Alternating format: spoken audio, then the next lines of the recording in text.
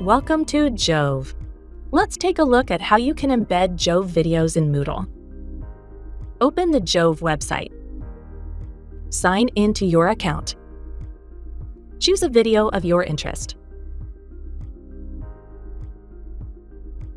Click on Embed Video. Click on Copy Embed Code. Sign into Moodle. Then navigate to your course. Click on Turn Editing On button. Click on Add an activity or resource. Select Page from the menu. Enter a title for the page.